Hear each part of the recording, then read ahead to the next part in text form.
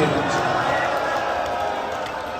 ان 30 دنوں میں نہ معلوم زینب کو کتنے پتھر مارے جا چکے. ان 30 دنوں میں نہ معلوم بچوں کو کتنا کھانا اور کتنا پانی ملا. حضرت اللہ کی تو آپ کی آواز گریا بلند ہونا ہے. مجھے 4 برس کی معصومہ کا ذکر ہے. جو نہ ہوتی تو ہمیں معلوم بھی نہ ہوتا کہ ہائے حسین کیسے کہا جاتا ہے. اس کو باپ کے لاشے پہ رونے نہیں دیا گیا. اس کو باپ کے لاشے پہ رونے نہیں دیا گیا. اب مجھے نہیں پتا جو روایت پڑھنے جا رہا ہوں تو کیسے سنو. بس مجھے اجازت دینا کہ میں 2 روایتیں پڑھنا چاہتا ہوں تو میں نے آج تک ممبر سے نہیں پڑھی. لیکن مجھ سے وعدہ میں اپنی طرف سے نہیں مقتل میں دیکھ کر پڑھتا ہوں. اور یقین مانو حسین پر مصائب اتنے ٹوٹے ہیں کہ مصائب بنانے کی ضرورت نہیں ہے. اگر وہ حسن مصائب جو مقتل میں لکھے ہوئے ہیں پڑھ دیے جائیں تو انسان کا کلیجہ پھٹ جائے. سنو کہ اگر تمہیں ہائے کہنے کی ہمت ہے, تمہیں چادر زہرا کا واسطہ اتنی زور سے ہائے کہنا, یہ آوازیں تمہاری شام کے زندان تک پہنچ جائے. سنو گے روایت, سنو تم نے سنا تو ہے نا کہ حسین کے لاشے پر گھوڑے دوڑائے گئے. سنا ہے نا تم نے, حسین کے لاشے پر 2 مرتبہ تیاری ہوئی تھی. پہلی مرتبہ حسین کے لاشے پر گھوڑے دوڑائے گئے تو حسین کے دست و پا جدا ہو چکے تھے.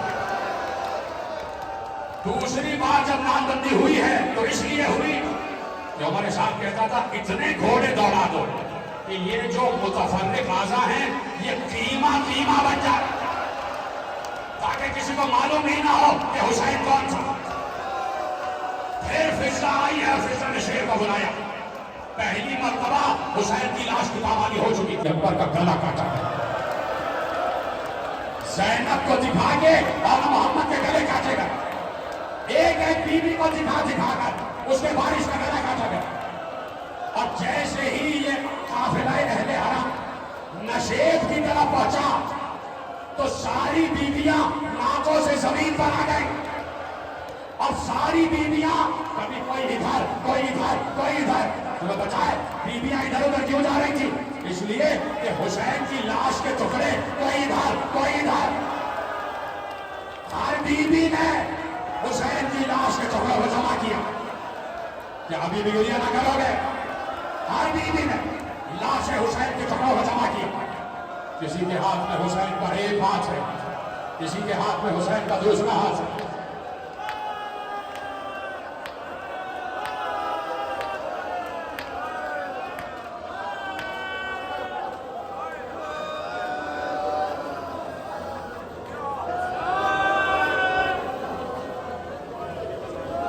گریا کرتے رہے, گریا کرتے رہے. میں نے مسائل شروع کر کیے جو آپ کو کہا. حسین کی لاش کے ٹکڑے آپ نے گریہ کہا ادا کیا, خدا آپ کو کوئی غم نہ دے سوا ہونے سے. آپ یقین مانیں اس وقت ایک ایک فرد جو رو رہا ہے وہ نگاہ فاطمہ میں ہے. زہرا دیکھ رہی ہے اور یقین کرو تمہارے آنسوؤں کو زہرا زمین پہ گرنے نہیں دیتی, اپنے رومال میں لیتی ہیں. اور تمہیں پتا ہے کیا ہے تمہارے آنسوؤں کی قیمت کیا ہے؟ روتے ہوئے سننا, یہ رومال کے آنسو زہرا آسمان پر لے جاتی ہے اور اللہ کے حکم کو جمع کرتے ہیں. اور ایک ایک آنسو پہ ایک ایک رونے والے کا نام لکھا ہوتا ہے. اور فرشتوں نے جمع کر لیے تمہارے آنسو. جس وقت میدان محشر ہوگا, جس وقت میدان محشر ہوگا, اللہ کہے گا کوئی ہے جو ان آنسوؤں کی قیمت دے. فرشتے یہ آنسو آدم کے پاس لے جائیں گے. آدم کہیں گے میں ان کی قیمت نہیں دے سکتا. نوح کہیں گے میں ان کی قیمت نہیں. ابراہیم, موسیٰ, عیسیٰ سب کہیں گے میں ان کی قیمت نہیں دے سکتا. سب آنسوؤں کے قطرے مصطفیٰ کے پاس لائے جائیں گے. مصطفیٰ کہیں گے ان آنسوؤں کی قیمت فاطمہ دے سکتی ہے. ان آنسوؤں کی قیمت فاطمہ دے سکتی ہے. تمہارے لیے پڑھ رہا ہوں. جیسے ہی فاطمہ کے پاس آنسو آئیں گے, فاطمہ کہے گی ان آنسوؤں کا مختار میرا بیٹا حسین. حسین سے پوچھو حسین کیا چاہتا ہے. سنو کہ عزاداروں رونے والوں, آج ضرور کہنا جس کو اپنے آنسوؤں کی قیمت چاہیے, جس کو اپنے گریے کی ہائے کی قیمت چاہیے, وہ ہائے ضرور کہے گا. جیسے ہی حسین کے ہاتھ میں عزاداروں کے رونے والوں کے آنسو آئیں گے, اللہ کہے گا حسین کیا قیمت چاہیے؟ کیا پروردگار اس وقت تک جنت میں نہیں جاؤں گا جب تک یہ سب جنت میں نہ جائے. اور دوسری خواہش, حسین کہیں گے پروردگار ان سب کے گھر میرے گھر کے سامنے بنا.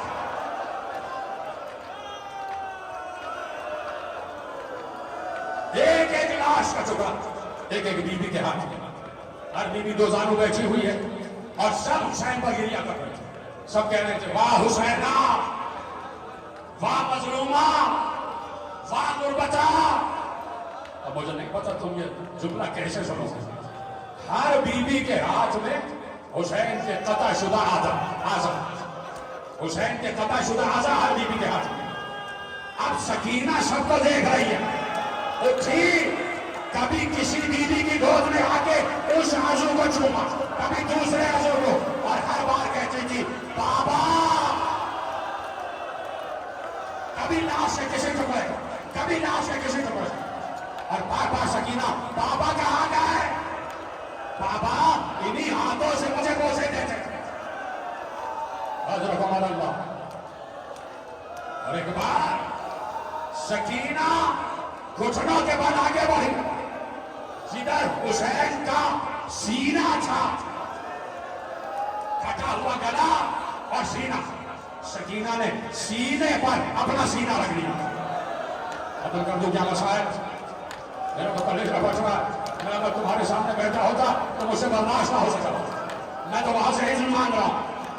سکینہ ایک بار حسین کے سینے سے لپٹ گئی, آواز دے رہی تھی, برداشت کر سکو گے جملہ؟ حسین قطع شدہ اعضا اور جب سینہ حسین, اور ایسے میں سکینہ سینہ حسین سے لپٹ گئی. لیکن حسین اور سکینہ نے اپنے لب وہاں رکھے جہاں حسین کی کٹی ہوئی رگیں تھی, کٹی ہوئی رگوں پر اپنے لب, اور لبوں سے رگوں کو چوم رہی تھی. بار بار آواز دے رہی تھی بابا جواب دو, بابا بیٹی آ گئی, بابا بیٹی آ گئی. ایسے میں زینب بھی آگے بڑھی, زینب بھی بھیا سے لپٹ گئی. دونوں پھوپھی بھتیجی بہت دیر تک لپٹے رہے. شیخ نے کہا قافلے کو آگے جانا ہے, جلدی اٹھو, جلدی چلو. جب بہت دیر ہو گئی, پھوپھی اور بھتیجی لاش سے جدا نہ ہوئے تو ہائے ضرور کہہ دینا کیسے جدا کیا گیا لاش سے.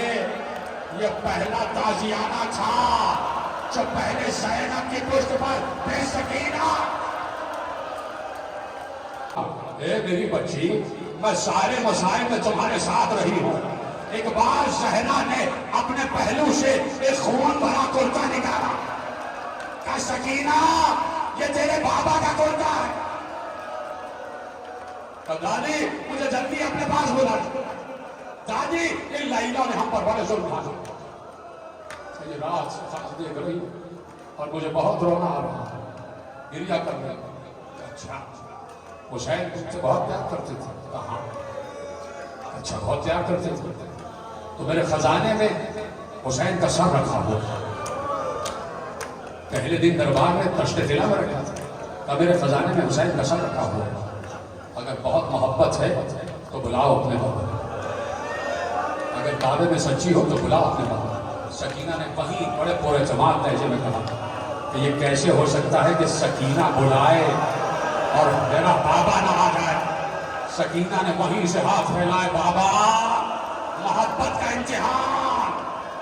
اسی قید خانے سے حسین کا سر بلند ہوا اور بلند ہو کر ایک بار سکینہ کی گود میں, جب پہلی مرتبہ تھا جب سر حسین سکینہ کی گود میں آیا, دربار میں لے لیا گیا سکینہ سے سر حسین, سب موجودات دیکھ رہے تھے.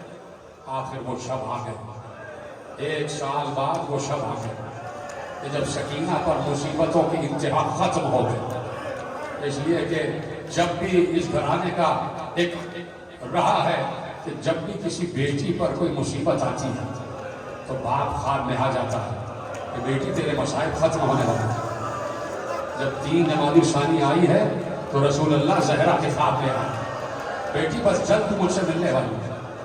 اور جب حسین سکینہ کے خواب میں آ گئے، سکینہ سوتے سوتے چونک کے جاگی، رو رہی تھی سکینہ، چیخ چیخ کر رو رہی تھی۔ بھوپی اماں نے پوچھا کیا ہوا؟ بھوپی اماں ابھی میرے بابا یہاں آئے تھے اور کہہ رہے تھے سکینہ بس میں تجھے لینے آیا ہوں، اور ایک بار بابا اب نظر نہیں آیا۔ یہ چیخ کی آواز، میں کل اپنے گھر میں شہادت پڑھ چکا، اس سے آگے کی مجھے ایک منظر پڑھنے دینا، جب میں کہوں گا تو تابوت برآمد ہو جائے گا اور تمہیں کسی کے کہے بغیر ہائے سکینہ ہائے پیاس کہے گا، یا مائک سے نہیں کہا جائے گا، آپ کہیں گے اور زور زور سے کہنا جیسے تابوت آئے، ہائے سکینہ ہائے پیاس۔ نہ میں کہوں گا، نہ خالد صاحب کہیں گے، نہ کوئی کہے گا، پورا مجمع کہے گا ہائے سکینہ ہائے پیاس۔ آج کا یہی نام، آج کا یہی ماتم، وعدہ کر رہے ہو جیسے تابوت جب میں اشارہ کروں گا تو برآمد ہوگا۔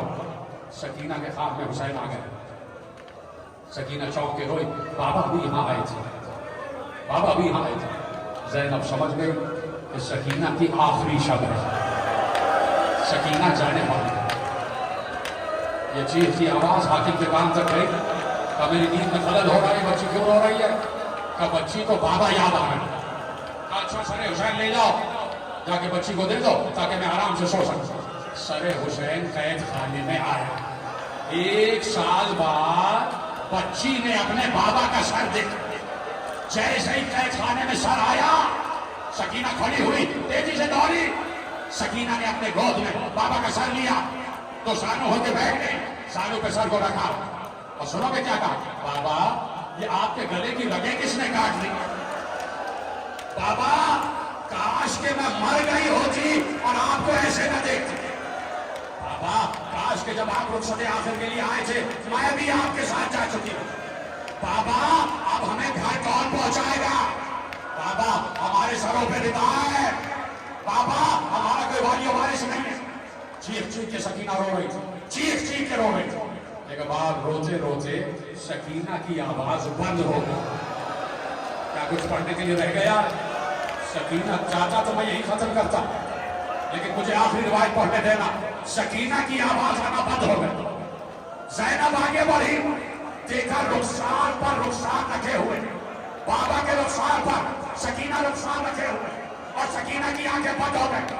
ایک بار زینب نے آواز دی، سید سجاد انا للہ و انا الیہ راجعون۔ ہائے سکینہ،